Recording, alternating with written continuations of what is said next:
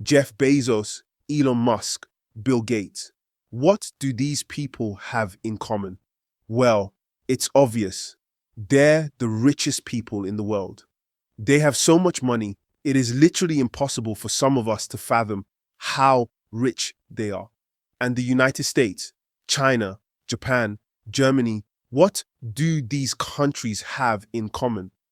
Well, again, it's obvious. These are some of the richest countries in the world with wealth that has never been seen before in history.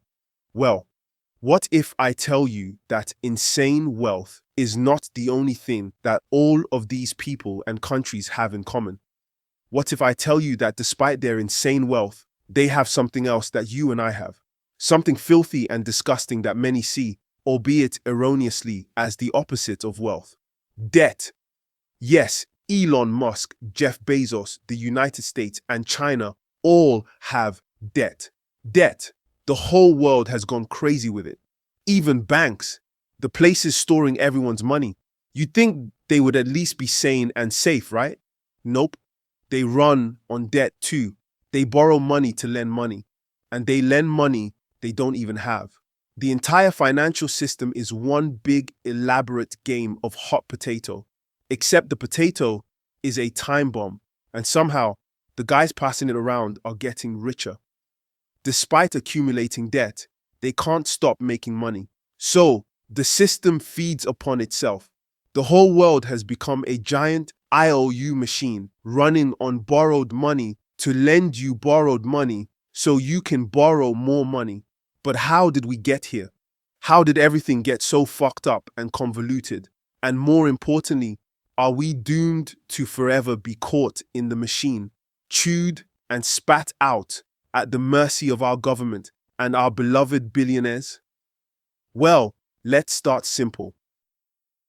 Firstly, it should be reiterated that despite the fact that we all, rich and poor alike, are united by the disgusting phenomenon known as debt, we don't all use debt the same way. The truth is that most of the time, for the rich, debt is a pretty good thing. While debt holds the regular man hostage, it is often a source of freedom for the rich. It allows them to literally free up some of their assets without having to get rid of it. Cash and money that you can easily spend is liquidity. And while liquidity is important, it is not the only or the true source of wealth. Oftentimes, the true source of wealth is tied up in the assets that are not necessarily liquid. You can't easily exchange them for cash, and even if you could, you don't want to because they will most likely continue to appreciate and increase in value. The most obvious examples are stocks.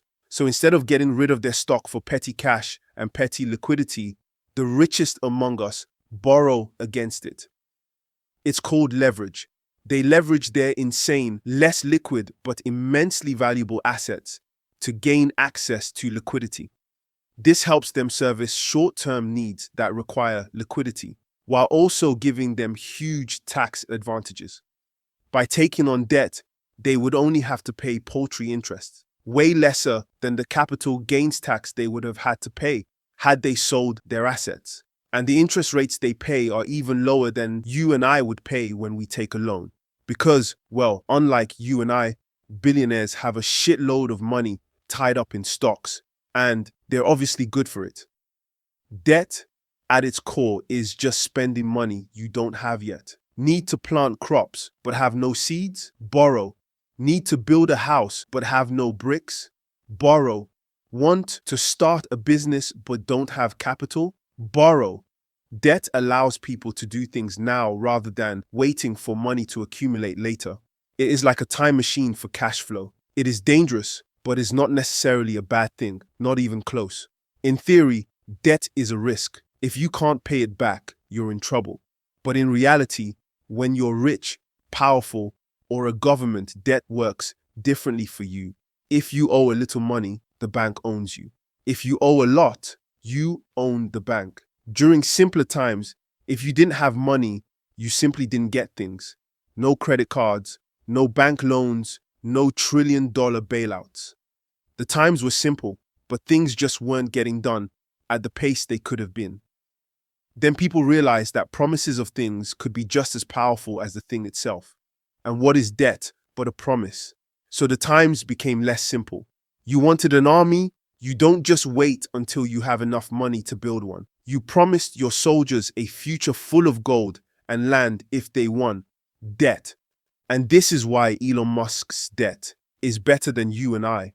Because unless you're blindly in love with me, a promise coming from the richest man in the world is definitely better than a promise coming from me.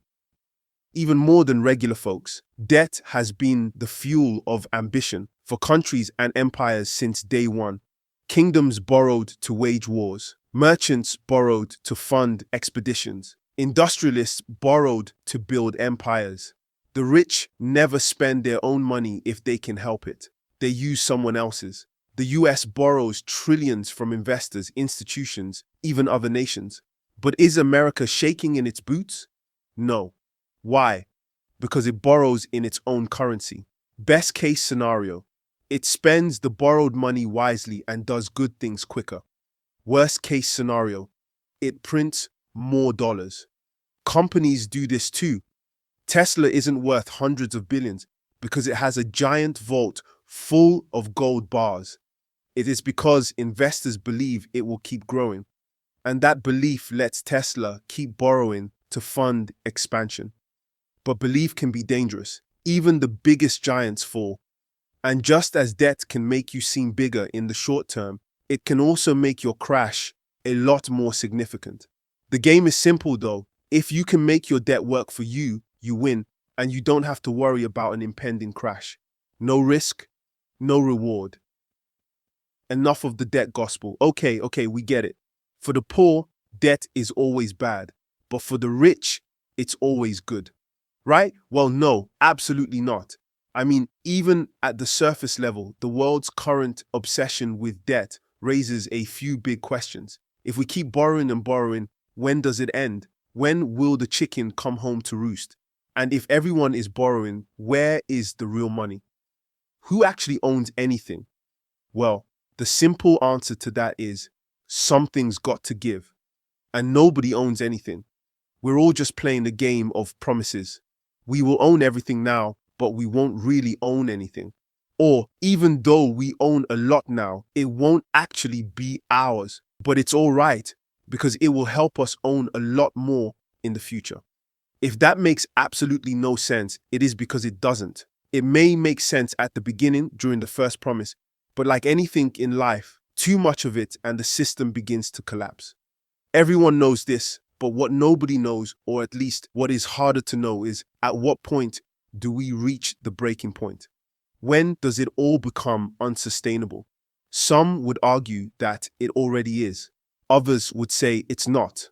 At what point does it all stop making sense? Even as a rich man and as a rich country, you can't keep borrowing forever, no matter how much short-term comfort and benefits you get. And what if you make more promises and take on more debt to get out of the ones you're already in? That's surely a bad idea, right? Or is it just crazy enough to work? Let's take a step back from the macro for a moment and focus on the micro. Let's leave the billionaires and the nations and focus on you and me. We already established that for the rich, debt often serves as a means of freedom. And for the poor, it is often the opposite. But of course, it doesn't have to be. Debt can work for the poor as it works for the rich. You too can leverage the little you have to get more. This already seems to be the working philosophy. What most people fail to understand is how to leverage correctly. The real trick is understanding the kind of debt you take on. Is it making you wealthier, or is it just keeping you afloat? Is it working for you, or are you working for it? How do you evaluate these things? The most effective strategy is to evaluate your entry and your exit. For the entry, what are you leveraging? If debt is based upon real progress, it doesn't have to be a bad thing. A thriving small business can do even better with more injection of capital, even through debt. But no amount of capital through debt can save a business that is built on lies and fantasy. And for the exit, you have to evaluate what's working for you so far? Are you better off, or do you need more debt to stay afloat? If you need debt to continue to maintain an illusion of progress, it's probably time to get out. More on this later. So, yes, debt can be a good thing, even for the regular folks. And this raises an interesting question. Debt seems like an enchanting mistress with big bosoms that you can spend the rest of your life with and live happily ever after. But it also seems like the mistress can turn to a snake with one wrong move. Sadly, our current reality isn't even to evaluate the question, is it worth the risk? With the world's current obsession with debt, the question is, are we doomed? Are we doomed to forever be in debt?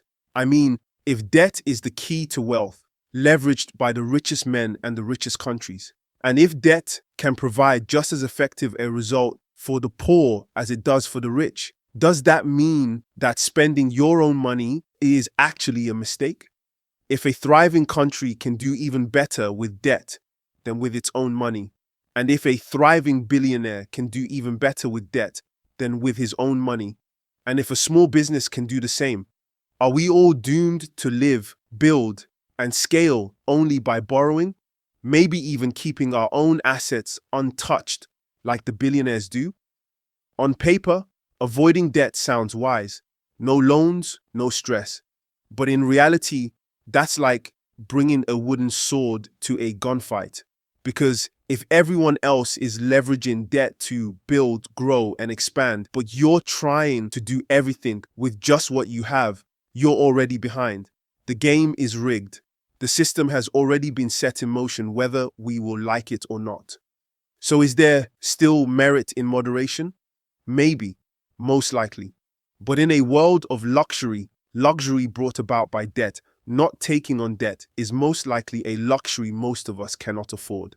The better question then moves away from whether or not it is wise to avoid debt and becomes how to use it effectively to your favor, how to use debt to your advantage.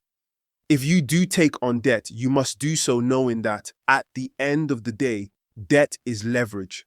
You're leveraging what you have to borrow more in order to get more as quickly as possible. Not because you're greedy, but most likely because your competitors are doing the same. The system compels you. But while you play the game, you don't have to let it play you. You must realize that whether you succeed at taking on debt or not is proportional to the value of what you have, not necessarily the value of what you're getting. As long as you stay within the confines of your capability, you should be fine.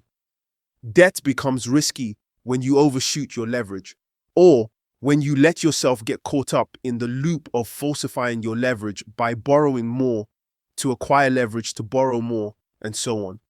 This is what we mean by the right entry. For the right exit, it all comes down to knowing when to stop. Knowing when to stop is almost as important as knowing how to begin. Infinite growth is the trait of cancer. But again, the system incentivizes infinite growth. You don't have to be a slave to this, or at least not with debt. Again, it all comes down to the value of what you have, what you bring to the table. The aim of taking on debt should be to increase this value, and the end result should be to make it significant enough that you don't need debt to be competitive. It shouldn't be to continually service it with debt, even while it shows no life of its own. And it shouldn't be to continually increase it, even when it's gotten to a point where it should be able to carry its own weight. In conclusion, the machine that runs the world has become a debt machine. Whether you like it or not, you're already a part of the machine. You must learn how to function within it. But this doesn't necessarily mean you should let it corrupt you, chew you up, and spit you out. While you can't always run away from debt, you can learn to master it. Knowing when and how to enter, and knowing when and how to leave, that is how you master debt. Because if history has taught us anything, it's that the ones who master debt tend to end up owning everything.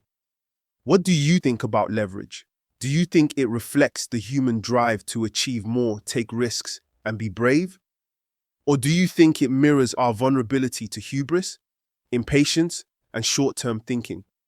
Let me know in the comments. And as usual, don't forget to like, share, and subscribe.